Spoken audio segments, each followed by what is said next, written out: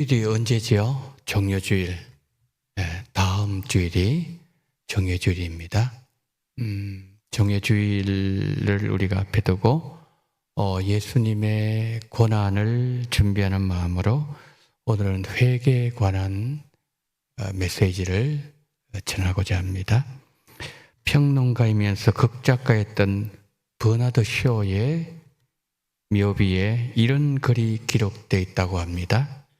우물쭈물하다가 나 이렇게 될 줄 알았어. 이게 묘비예요.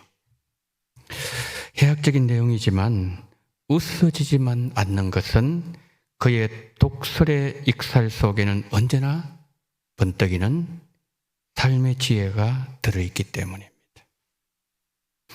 우리가 매일 잠자리 들기 전에 하루 동안 있었던 내 삶을 돌아보면서 내 묘비에 내 인생의 사건들을 기록하는 마음으로 살아간다면 지금보다는 훨씬 적게 후회하는 삶을 살 수 있을 것이다. 그런 말씀이죠. 본문에서 예수님은 두 가지 사건을 말씀하고 있습니다. 첫째는 총독 빌라도가 예루살렘 순례자들과 갈릴리 사람들을 정치적 반란으로 살해한 사건이 첫 번째예요. 그 다음에 두 번째는 실로암 망대가 무너진 사건, 이것을 배경으로 하는 거죠. 특히 제 두 번째 실로암 망대가 무너진 사건, 이 사건이 있었을 때 당시 사람들이 어떻게 생각했는가 하면 재난으로 죽은 사람들은 자신들보다 죄가 많기 때문에 죽은 것이다. 그렇게 그들은 여겼습니다. 그러나 주님은 그들에게 이렇게 대답하십니다. 너희에게 이르노니 아니라 너희도 만일 회개하지 아니하면 다 이와 같이 망하리라. 그러니까 예수님은 이 비판의 방향을 자신에게로 돌리라고 명령하시는 내용이죠. 이러면 어떤 사람이 믿음의 사람일까요? 자신의 문제를 직시할 줄 아는 사람이 믿음의 사람이에요. 회개는 하나님께서 주시는 은혜를 받기 위해서 자신의 문제를 직시하고 하나님을 향하여 마음의 문을 여는 것과 같습니다. 그리고 회개는 농부가 땅을 갈아엎는 것과도 같습니다. 여러분, 땅을 갈아엎으려면 첫 번째 힘이 많이 들지요. 시간도 많이 필요합니다. 땀을 흘려야 되고 많은 수고를 해야 됩니다. 그러나 그 수고는 풍성한 결실로 나타날 것이고 수고의 대가를 보상받도록 한다는 것이죠. 우리가 살아가면서 자리가 참 중요하다는 것을 느낄 때가 참 많습니다. 부모로서 지켜야 될 자리가 있고 스승으로서 지켜야 될 자리가 있습니다. 자녀로서 있어야 될 자리가 있고 성도로서 머물러야 될 자리가 있습니다. 주님은 오늘 본문에서 땅이라는 비유를 통하여 성도가 지켜야 될 자리, 성도가 머물러야 될 자리를 말씀하고 있습니다. 주님은 한 무화과나무 예를 들고 있죠. 예를 드시면서 주님 어떻게 말씀하시는가 하면은 어찌 땅만 버리게 하겠느냐? 이게 오늘 이 비유의 중심 포인트예요. 어찌 땅만 버리게 하겠느냐? 그렇게 말씀하고 있다는 거죠. 자, 주님의 말씀은요, 세 가지 의미를 담고 있습니다. 첫 번째 뭐냐면은 하나님의 사랑을 정말 알고 있는가 이거예요. 그러니까 지금 땅을 버리고 있다 그랬죠. 열매 없다는 거잖아요. 열매가 없는 이 무화과나무를 보면서 어찌 땅만 버리게 하겠느냐? 이 말씀의 첫 번째 주님이 전하고자 하는 메시지가 뭐냐면은 진짜 하나님 사랑을 알고 있느냐? 이걸 묻고 계신다는 거죠. 여러분 6절 한번 보실래요? 이의 비유로 말씀하실 때 한 사람이 포도원에 무화과 나무를 심은 것이 있더니. 자, 저기 잘 보시면은 지금 포도원이니까 포도밭이지 않습니까? 그럼 포도나무가 많이 있잖아요. 있는 그 밭에, 포도나무 밭에 뭘 심는가 하면은 무화과 나무를 심었다고 말씀을 하고 있죠. 자, 구약에서요, 포도나무와 무화과 나무는 다 이스라엘 백성들 상징이에요. 포도나무도 무화과 나무도 이스라엘 민족 백성을 상징합니다. 그런 점에 있어서 이 무화과 나무도 1차적으로는 이스라엘 민족을 가리킨다고 볼 수 있습니다. 그런데 자, 여기서 무화과 나무는 이스라엘 민족만을 가르치는 것에 멈추는 것이 아니라는 거예요. 보다 넓은 의미로 100개의 열매를 맺게 될 모든 사람을 가르치고 있습니다. 이유는 두 가지예요. 첫째, 지금 뭐라고 말씀드렸죠? 이미 포도나무가 있어요. 이 밭은 포도밭이에요. 포도나무가 있는데 다른 나무를 새로 심었는데 그 나무 역시 이스라엘 민족이 되었다는 거죠. 이 구속사적으로 말씀은 어떤 의미가 되겠습니까? 우리는, 이방인들은 하나님의 구원에 들어갈 수가 없었습니다. 그런데 예수 그리스도의 보혈의 은혜로 우리가 영적으로 아브라함의 후손이 됨으로 말미암아 우리도 구원의 자리에 들어가게 된 거지요. 이걸 얘기하는 거예요. 그 다음에 두 번째로, 누가가 누가복음을 기록할 때 여러분 대상이 누구죠? 마태복음의 대상은 유대인이죠. 누가복음의 대상은 이방인이에요. 그래서 누가는 이렇게 강조하는 겁니다. 이방인 역시 이스라엘의 구원에 함께하고 있다. 자, 구원에 함께 하는데 하나님께서 그 포도나무 밭에 나무를 심어서 그 나무로 하여금 하나님의 구원에 참여하는 그런 일을 하기를 원하셨다면은, 그러면은 상식적으로 최고의 나무를 심어야 되는 게 아닌가요? 여러분, 예수님 당시 최고의 목재가 뭐죠? 백향목이에요. 아주 부패에 강하고 저항력 가지고 있어서 성전과 아주 중요한 목재로 사용했던 그러한 향나무도 있어요. 그리고 아주 가볍고 유연한 자작나무도 있었습니다. 그런데 주인이 무화과 나무를 택했대. 이게 뭘 말씀하는 겁니까? 구원이란 것은 주인의 절대적인 주권 하에 있다. 이걸 말씀하는 거죠. 자, 백향목을 안 심었습니다. 향나무, 그 향기라는 향나무도 안 심었어요. 잘나지도 못한 그 무화과 나무, 잘나지 못함에도 우리를 택하신 하나님은 우리를 향한 원대한 구원 계획을 갖고 계세요. 우리를 하나님의 그 영광스러운 일에 사용하기를 원하신다는 거죠. 뭘 말씀하는 겁니까? 우리를 향한, 형편없는 우리를 향한 하나님의 사랑은 멈추지 않는 사랑이다.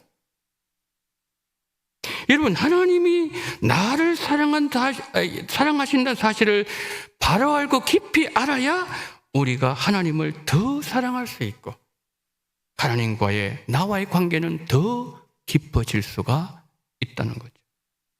사랑받을 자격, 구원받을 자격, 어느 것도 없었던 우리를 사랑해 주셨고 구원에 동참하게 하셨던 은혜를 생각하면서 우리는 누구보다도 하나님의 사랑을 많이 받은 자이기 때문에 우리가 하나님의 그 사랑을 기억해야 된다. 그러면서 첫 번째, 왜 땅만 버리느냐? 첫 번째 그거예요. 사랑을 알아라. 그럼 열매 맺고 땅 버리지 않는다는 거죠. 자, 두 번째, 주님의 왜 땅만 버리느냐? 두 번째 의미는 뭐냐면은 열매 맺는 삶을 살고 있는가? 이 주님 물으시는 거예요. 6절 9절 한번 보시겠어요? 이 비유로 말씀하시되 한 사람이 포도원에 무화과 나무를 심은 것이 있더니 와서 그 열매를 구하였으나 얻지 못한지라. 9절, 이후에 만일 열매가 열면 좋거니와 그렇지 않으면 찍어버리소서 하였다 하시니라. 자, 저기 9절 말씀 보시면 특별히 만일 열매가 열면 좋거니와 그랬잖아요. 저건 뭘 말씀하는 거죠? 한마디로 주인의 기대를 주인의 기대치. 주인의 기대. 여러분, 주인이 포도원에 무화과나무를 심었다는 것은 무화과나무에 대한 주인의 기대가 있었다는 거죠. 기대. 무화과나무는요, 관상목 아닙니다. 땔감으로 사용되는 화목도 아닙니다. 무화과나무는 과실수예요. 그런데 과실수가 열매를 맺지 못한다면 존재가치 이미 상실한 거죠. 자리만 차지하고 땅만 버리고 있다는 거죠. 여러분, 이제 인도에 가게 되면은 벵갈 보리수 나무가 있어요. 그 열대지방이잖아요. 거기에 또 뭐가 있는가 하면은 바나나 나무가 있습니다. 근데 벵갈 보리수 나무가 굉장히 그 영역이 이렇게 넓습니다. 근데 벵갈 보리수 나무가 있는 그 땅은요, 다 황폐하게 되어버려요. 다른 식물들이 못 살아요. 그 모든 이 지력을 다 빨아들여 버리는 거예요. 다 죽어버리는 거예요. 그 땅이 나중에 어떻게 되는가 하면은 벵갈 보리수 나무가 있는 그 땅은 사막처럼 돼요. 황폐한 박토가 되어버려요. 근데 반대된 나무가 있어요. 바나나 나무입니다. 바나나는 이렇게 열매를 맺다가 그럼 이제 뿌리가 있지 않습니까? 이게 또 썩어요. 그러면 이제 뿌리를 통해 가지고 또 여기서 새싹이 또 쏟아납니다. 거기서 또 이렇게 열매를 맺다가 또 이제 썩습니다. 그러면 거름이 되지 않겠습니까? 계속해서 그래서 가다 보면은 그 땅이 뭐가 되는가 하면요, 옥토가 돼요. 그 바나나무가 있는 곳은 좋은 땅이 되고 벵갈 보리수 나무가 있는 땅은 완전히 황폐한 땅이 되는 거예요. 분명히 열매를 맺어야 되지요. 그런데 뭡니까? 아니, 땅만 버리고 있다는 거죠. 그러니까 주인 뭐라고 합니까? 찍어버려. 왜 안 찍어버려? 찍으라는 거죠. 여러분, 열매로 나무를 판단하고 있죠, 지금 주인이. 하나님도요, 믿음의 열매로 우리를 판단하신다는 것을 우리는 반드시 기억해야 돼요. 주님의 기대에 만약에 내가 지금까지 부응하지 못했다면 이렇게 해야 돼요. 주님, 열매 맺지 못했음을 회개합니다. 하나님 중심이 아니었음을 회개합니다. 믿음 없었음을 회개합니다. 사랑하지 못했음을 회개합니다. 그러니까 뭐냐면은 우리 온 마음을 들이지 못했던 것을 회개해야 된다는 거죠. 죄악의 고리를 끊지 못하고 열매를 맺지 못했음에 회개해야 된다는 거죠. 목지필화라는 타자성어가 있어요. 무슨 뜻인가 하면 나무는 어떠한 모양으로도 반드시 꽃을 피운다는 뜻이에요. 여러분, 나무가 왜 존재하죠? 꽃이 아니에요. 뭐죠? 열매입니다. 열매. 나무에 꽃이 피는 이유는 열매를 맺기 위한 목적의 일환이라는 사실을 잊어버리면 안 됩니다. 무화과, 자, 한문으로 없을무, 오토자, 과실과자. 무화과나무, 무화과나무는 그러면 꽃이 없다는 말인가? 근데요, 이 무화과는 속으로 꽃을 피웁니다. 그리고 한 번 핀 꽃은 어떤 형태로든지 간에 반드시 열매를 맺는다는 거죠. 그래서 우리 이렇게 기도해야 됩니다. 하나님, 내 신앙이 무화과나무 같은 신앙이 되게 도와줬어요. 나를 나타내는 것은 밖으로 드러나지 않아도 좋습니다. 나를 드러내는 꽃은 안으로 감추게 해줬어요. 그러나 주님 보시기에 합당한 열매는 겉으로 많이 맺게 하여 주옵소서. 우리가 얼마나 하나님만은 은혜를 입었다고 말씀드렸습니까? 백향목도 사용할 수 있는데, 향나무도 사용할 수 있고 자작나무도 사용할 수 있는데, 근데 하나님은 그 못난 무화과나무를 사용했단 말이에요. 뭐 말씀하는 거죠? 은혜 너무나 많이 입었다는 거죠. 근데 열매를 못 맺는다면 하나님의 기대, 이것을 저버리는 행위라는 거죠. 그래서 한번 보세요. 내가 얼마나 많은 축복을 받았는가, 이거 중요하죠. 축복 많이 받으면 좋죠. 그런데 진짜 중요한 건 저거예요. 받은 축복에 상응하는 열매를 맺었는가? 여기에 우리 관심을 둬야 된다는 거죠. 그래서 우리는 언제나 두렵고 떨리는 마음으로 주인의 기대에 합당한 열매를 맺도록 우리는 더 노력을 해야 한다는 거죠. 자, 예수님 보세요. 우리를 위해서 손과 발에 못이 다 박혔습니다. 고귀한 희생으로 예수님 피를 흘려 주셨습니다. 자, 이런 정성, 이런 사랑을 우리에게 부어주셨는데 우리는 주님을 위하여 당연히 많은 열매를 맺어야 된다. 그 주님 문제, 왜 땅만 버리고 있느냐? 이거 뭐죠? 왜 열매 없느냐? 열매 맺으라, 역설적으로 그런 뜻이죠. 마지막 세 번째, 왜 땅만 버리느냐? 이 주님의 질문은 하나님이 주신 기회를 잘 활용하고 있는가? 이걸 물으시는 거예요. 하나님이 나에게 주신 기회를 잘 활용하고 있는가? 주님의 질문이에요. 7절 한번 보세요. 포도원지에게 지금 주인이 얘기합니다. 내가 몇 년을 왔습니까? 3년을 왔어요. 3번이나 왔다는 뜻이죠. 3년을 와서 이 무화과 나무에서 열매를 구하되 얻지 못하니 찍어버리라. 어찌 땅만 부리게 하겠느냐. 저기 지금 3년을 왔다는 것은 여러분 어떤 뜻인가요? 3년의 기회를 주고 기다렸다는 거예요. 누가? 주인이요. 주인은 열매를 위해서 인내하면서 몇 번 기회를 줬는가 하면 3번 기회를 주었습니다. 심판을 유보하는 거예요. 계속 유보하면서 기회를 주시는 하나님. 근데 누가는 회개할 기회는 한정되어 있다. 끝까지 무한정하게 되는 건 아니다. 그것을 3이라는 숫자를 가지고 우리에게 말씀하고 있다는 거죠. 자, 포도원 주인은 기회를 놓쳐버린 무화과나무를 찍어버리라고 합니다. 왜요? 땅 버리죠. 주변 나무들에게 피해를 주고 있기 때문에 그렇다는 거죠. 그러니까 열매를 맺으라고 심었는데 열매를 맺어야 될 그 나무가 제거해 버릴 대상이 되고 말았다는 거죠. 그러므로 우리는요, 하나님 기회 주실 때 열매를 맺어야 돼요. 주어진 기회를 살려서 반드시 열매를 맺어야 됩니다. 주인은 기다렸어요. 오래 맺힐까? 또 안 맺혀요. 또 오래 맺힐까? 또 마찬가지예요. 또 오래 맺힐까?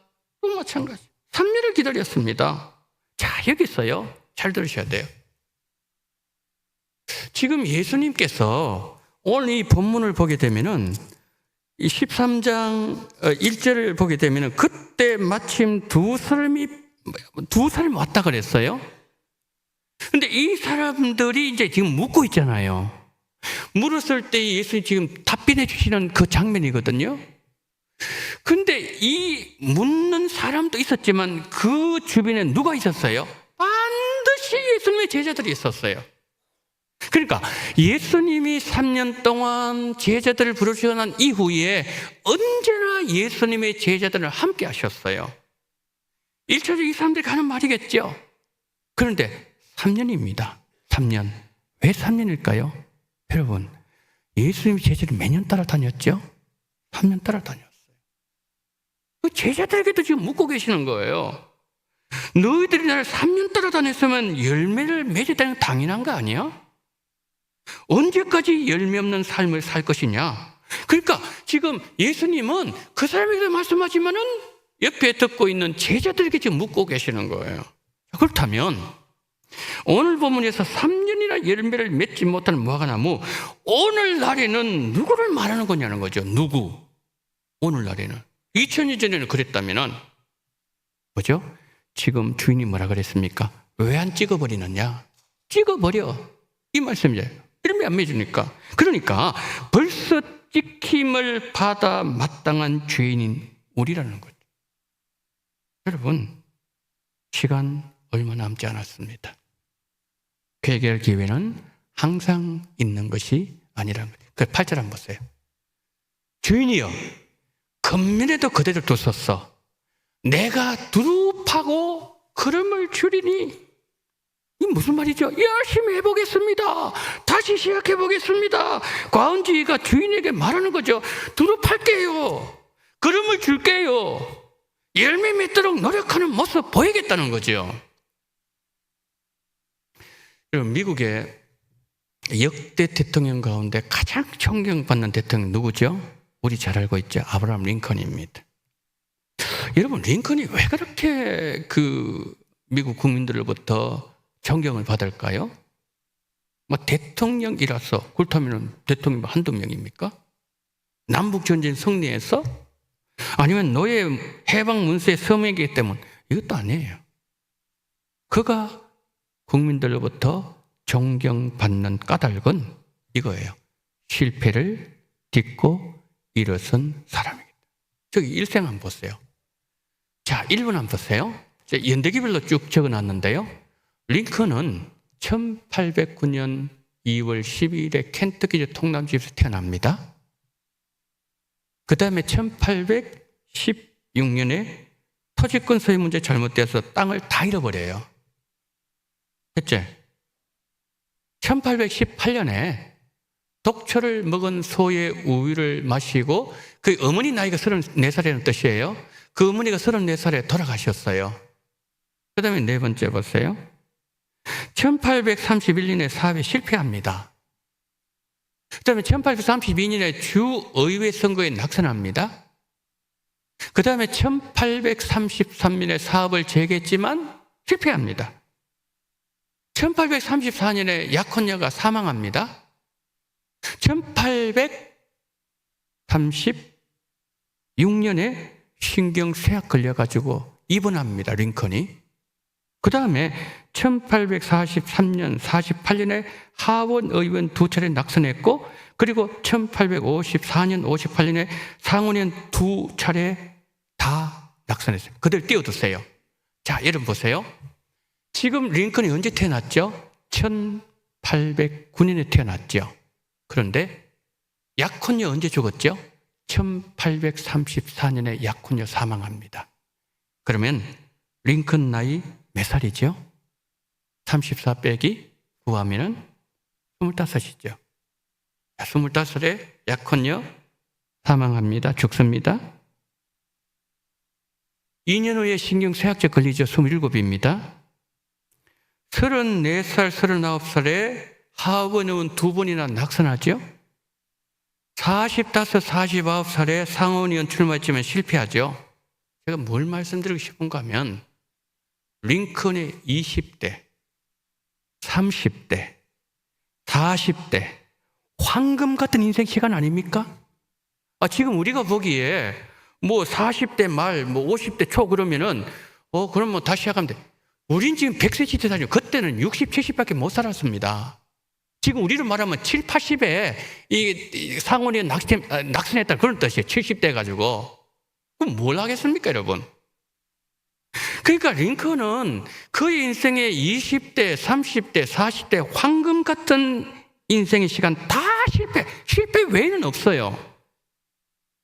그런데 링컨은요, 실패하면 또 일어나요. 굴복 안 합니다. 일어나면 또 일어나고. 그래서 1860년에 미국 대통령에 당선돼요. 그때 나이 몇 살인가 하면요, 51살이에요. 51살이에요. 링컨은 이런 얘기합니다. 한번 보세요. 내가 걷는 길은 험하고 미끄러웠다. 나는 자꾸는 미끄러져 길바닥에 넘어지곤 했다. 그러나 곧 기운을 차리고 나에게 말했다. 괜찮아.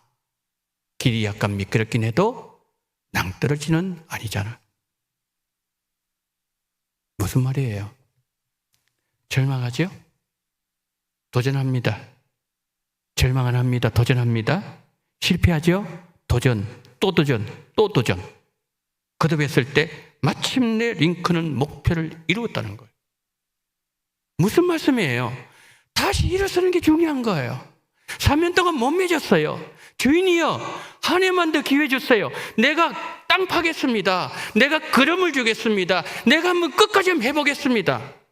다시 일어서는 게 중요하다는 거예요. 실패 중에 계시는 성도님들 계십니까? 예수님 이름으로 다시 일어나시기를 축복합니다.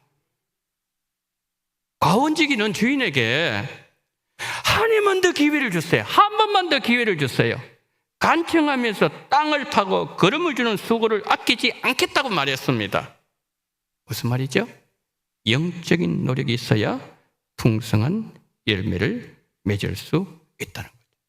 주인은 이렇게 말하죠. 만일 회개하지 아니하면 다 이와 같이 망하리라. 어찌 땅만 버리게 하겠느냐. 이 경고의 음성이지요. 이 음성이 나를 향한 음성, 나를 향해서 오늘 오전에 들었던 것처럼 나를 향해서 말씀한 나의 목자의 음성을 내가 들어야 된다는 거죠. 여러분, 회개의 열매를 맺기 위해서는 먼저 내 모습을 직시해야 됩니다. 처음에 들어갈 때 직시해야 된다 제가 말씀드렸죠? 직시해야 돼요. 나를 향한 하나님의 사랑을 알아야 돼요. 난 진짜 사랑을 받을 자격이 1도 없는 사람이었는데 근데 하나님 나를 사랑해 주셨다는 거, 이 사랑을 알아야 된다는 거예요. 그 다음에 열매 맺지 못함을 뭡니까? 뉘우쳐야 된다는 거죠. 그리고 다시 주어지는 기회를 잡을 때 하나님의 기대에 부응하는 우리가 될 수 있다는 거죠. 고난주간 한 주간 앞두고 있습니다. 하나님은 오늘 본문에서 돌이키는 삶이 얼마나 중요한가, 그것을 우리에게 가르쳐주고 있습니다. 이번 한 주간 내가 주님 앞으로 나아갔어. 먼저 내 모습 직시하고 회개의 열매를 맺는다면 하나님 보시기에 아름다운 열매 맺히게 될 것이고 하나님은 우리를 칭찬하여 주실 것입니다. 회개 열매 맺으면서 고난주간 준비하시는 교회, 고난주간 준비하는 우리 성도들 다 되시기를 예수님 이름으로 축원합니다. 아멘.